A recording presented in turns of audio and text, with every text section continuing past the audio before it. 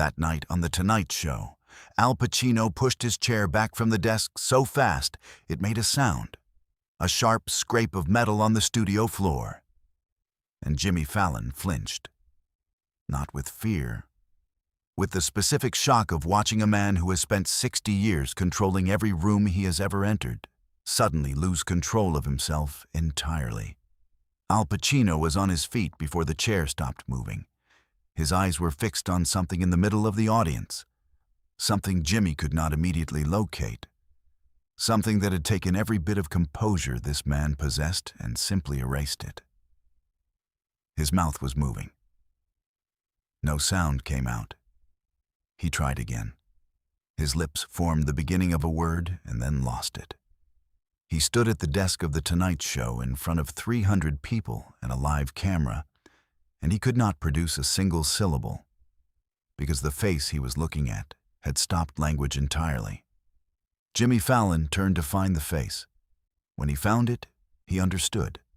He did not speak either. It was a Monday night taping, October 2014. The Tonight Show starring Jimmy Fallon. Al Pacino was the guest, doing press for a new film, the kind of appearance mapped out weeks in advance with a clear shape and a clear ending. His publicist had sent the approved topics. The producers had their questions. The segment was blocked at 13 minutes. Everything was arranged. Al Pacino walked onto the set slowly, deliberately, with the unhurried authority of a man who has never needed to prove he belongs in a room. The audience received him the way audiences receive legends. Standing, sustained, applause that is also a statement. He sat down. He adjusted his jacket. He looked at Jimmy with the measured warmth of someone comfortable with attention, but not dependent on it. The interview went exactly as designed. They talked about the film, about the craft, about the difference between performing and disappearing. Al Pacino spoke about acting the way architects speak about buildings, with precision, with the conviction that it matters beyond entertainment. Jimmy was lit up. The audience was leaning forward. Then, 6 minutes into the segment, a production assistant walked quietly onto the edge of the set and handed Jimmy a note card. Jimmy glanced at it. Something shifted in his expression, subtle, private, a small tightening around the eyes. He set the card face down on the desk. He looked at Al Pacino. He said, "I want to try something, if that's all right with you. I want to show you something on the monitor." Al Pacino looked at him steadily. He said, "Show me." The monitor above the audience lit up. A photograph appeared, black and white, taken sometime in the early 1960s. A street corner in the South Bronx, a fire hydrant open in the summer heat, 3 young men standing against a chain-link fence in white undershirts, with their arms crossed and their faces doing the thing young men's faces do when they are trying to look as though they have nothing to prove. Al Pacino went very still. Jimmy said quietly, "Do you recognize that?" Al Pacino did not answer immediately. He was looking at the photograph the way a person looks at something they have not seen in 50 years, but have thought about for all 50 of them. His jaw tightened. His hands, resting on the desk, pressed flat against the surface. He said, "Where did you get that?" It was not a question. It was the voice of a man processing something faster than he could manage it. Jimmy said, "The man on the left sent it to us. He wanted you to see it. He's here tonight." Al Pacino pushed his chair back from the desk. To understand what happened next, you need to understand what happened in 1962. Al Pacino wasn't always Al Pacino, 2-time Oscar winner and one of the most celebrated actors in the history of American film.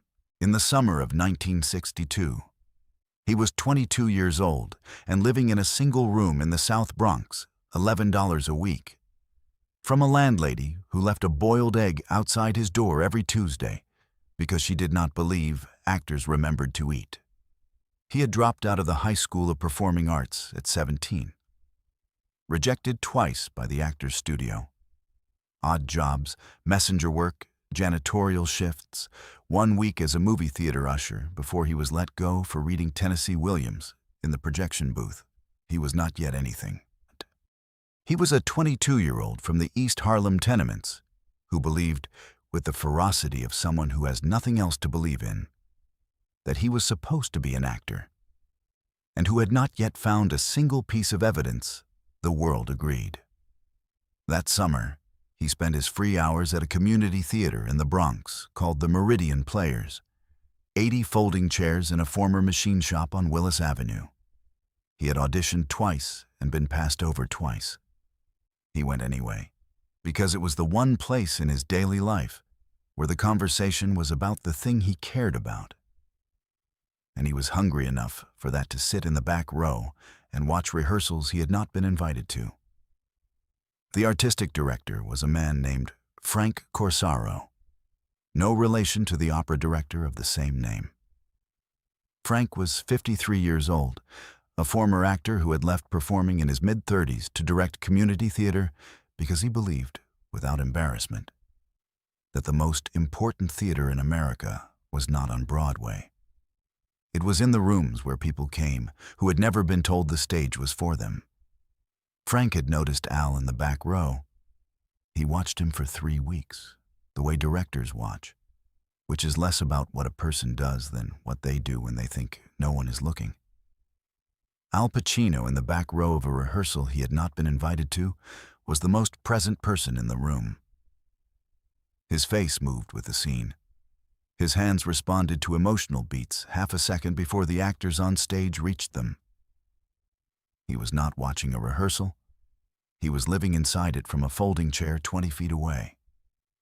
On a Tuesday evening in July, Frank walked to the back of the room after rehearsal and sat in the empty seat beside Al Pacino. He did not introduce himself. He said, "You know what's wrong with the second act." Al said, "The kitchen scene. The son is playing blame. It should be shame. He doesn't know yet that he's angrier at himself than at his father." Frank said, "Come back Thursday. We're recasting the son." Al Pacino was in the production. He played the son. 11 performances in a former machine shop on Willis Avenue, audiences averaging 60 people. He was not paid. He did not care. He found, in those performances, the specific confirmation he had been looking for. Not that he was talented. He had suspected that privately for years, but that the talent was real when other people were in the room. That it was not imaginary. Frank called him into his office after the final performance. He said, "You're going to do this for the rest of your life. Not because you're the best I've ever seen, because you can't stop. The ones who can stop eventually do. The ones who can't are the ones who last." He gave Al something before he left. A photograph, taken by a stage manager before the run opened, 3 cast members against the chain-link fence outside the theater on Willis Avenue. Frank had written something on the back in ballpoint pen. Al had read it once in the parking lot outside the theater and had not been able to read it again for many years because it said something true about him in a way he was not ready to have said. He kept the photograph.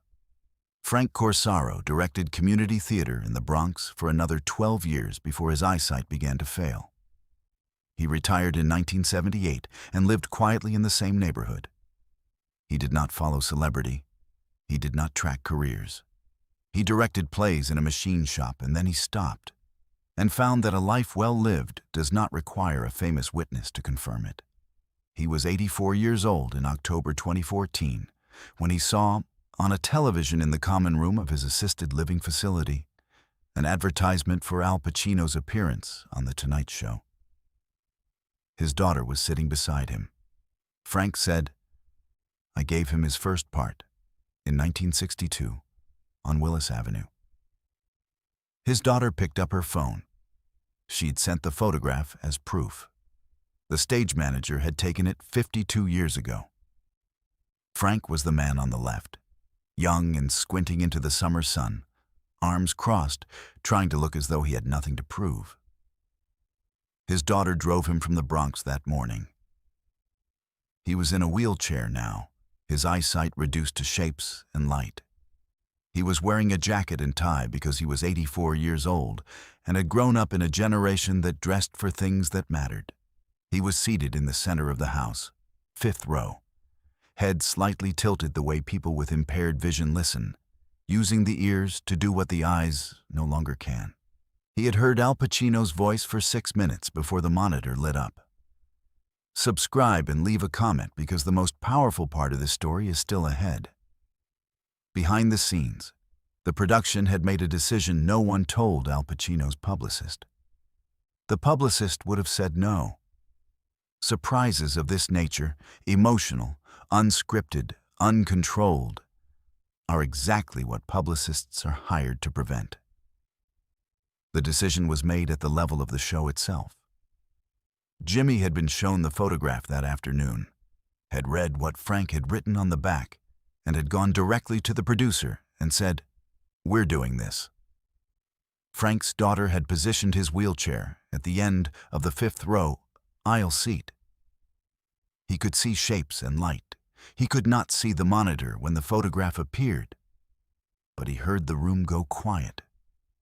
And then he heard the sound of a chair scraping the studio floor, fast and sharp, and he understood.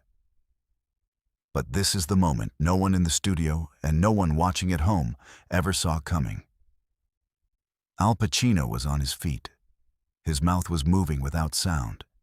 His eyes had found the 5th row and found the shape of an 84-year-old man in a jacket and tie in a wheelchair at the end of the aisle. And his body had responded before his mind could form a single word. Because the body always remembers things the mind has learned to manage. Jimmy Fallon was standing too. He didn't know when he had stood up. He was simply standing, his mouth open, watching Al Pacino, who had played Michael Corleone and Tony Montana and Frank Serpico, and had never once in any of those performances been unable to find the words, try and fail and try again to say something. What came out, finally, was one word. Frank. Not performed. Not projected. The voice of a 22-year-old in a folding chair in the back row of a rehearsal he had not been invited to. Suddenly in the throat of a 74-year-old man in a television studio 52 years later. Just Frank. Frank Corsaro tilted his head toward the voice. His face changed, slowly, the way the faces of people who cannot see well change when they locate something by sound. And he smiled with the particular smile of a man who has lived long enough to stop being surprised by almost everything, and is being surprised by this. Al Pacino came around the desk. He did not walk quickly. He walked the way he had walked onto the stage on Willis Avenue in the summer of 1962, with the deliberate focus of a man who is making sure each step is real. He crossed to the 5th row. He crouched down in front of the wheelchair so that he was below Frank's eye line, the way you position yourself for someone whose vision has narrowed. And he took both of Frank's hands in his. Frank said, his voice carrying the particular texture of 84 years, "You still can't stop, can you?" Al Pacino made a sound that was not a laugh and was not a sob, and was both of them at once. He said, "No, I never could." Frank nodded. Once, slowly. The nod of a man who was not surprised. He said, "Good. That was always the point." Jimmy Fallon stood at the edge of his set, one hand gripping the desk, his eyes full, his mouth forming no words.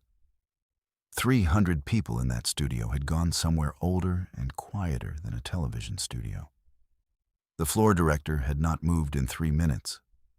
The segment producer watched the monitor with both hands flat on the desk. Questlove had his sticks across his lap, eyes on the 5th row, very still.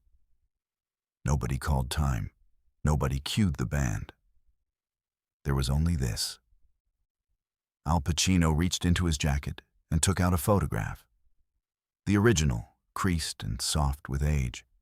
The one Mrs. Ferretti had never known about, and the actor's studio had never seen, and no biographer had ever mentioned, because some things are carried in the interior pocket of a jacket for 52 years, because they belong there, and not anywhere else.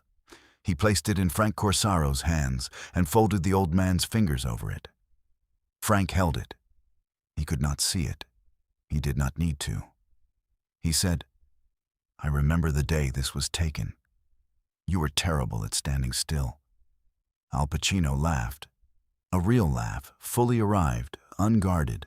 The laugh of a 22-year-old coming out of a 74-year-old's chest without asking permission. The studio rose. Share and subscribe.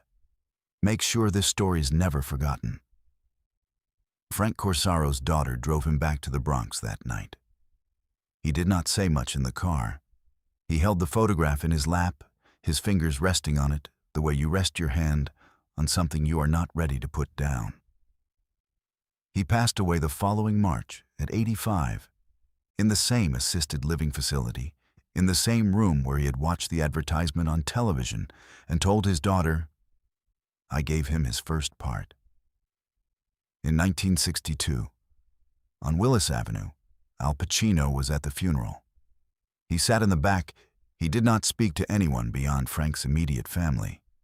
He stayed for the entire service, and he was the last person to leave. The photograph, 3 young men against a chain-link fence in a Bronx summer, taken by a stage manager whose name no one wrote down, is not in any archive. It is in Al Pacino's jacket, inside pocket, where it has been since a parking lot on Willis Avenue in 1962. When he read what was written on the back and was not ready to read it. He has never said what it says. Some things are only for the person who needed to hear them, on the night they needed to hear them, from the only person in the world who could have said them right.